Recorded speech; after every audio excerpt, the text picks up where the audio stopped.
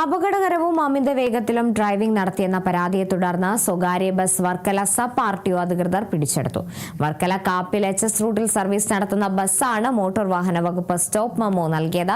യാത്രക്കാരുടെയും മറ്റ് റോഡ് ഉപഭോക്താക്കളുടെയും സുരക്ഷയെ അപകടത്തിലാക്കുന്ന തരത്തിൽ ബസ് ഓടിച്ചത് ശ്രദ്ധയിൽപ്പെട്ടതിന്റെ അടിസ്ഥാനത്തിലായിരുന്നു നടപടി. നിയമലംഘനങ്ങൾ ആവർത്തിക്കപ്പെടുന്ന സാഹചര്യത്തിൽ കൂടുതൽ പരിശോധനകളും ശക്തമായ നിയമ നടപടികളും വരും ദിവസങ്ങളിൽ ഉണ്ടാകുമെന്ന് motor vehicle inspector Dinu PG അറിയിച്ചു.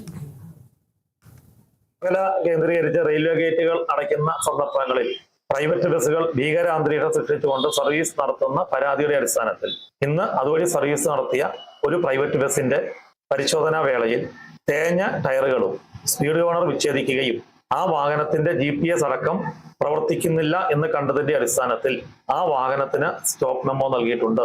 വരും ദിവസങ്ങളിൽ പ്രൈവറ്റ് ബസ് സ്റ്റാൻഡുകൾ കേന്ദ്രീകരിച്ച് സ്റ്റേജ് കാരേജ് വാഹനങ്ങളിലെ പരിശോധന തുടർന്നു വരികയും അതുപോലെ തന്നെ 2 ടിപ്പറുകൾ certificate of fitness, tax, insurance ഇല്ലാതെ ഓടിയത് കേസെടുക്കുകയും 5-ലധികം ടിപ്പറുകൾക്കെതിരെ നിയമ നടപടികൾ സ്വീകരിക്കുകയും ചെയ്തിട്ടുണ്ട്.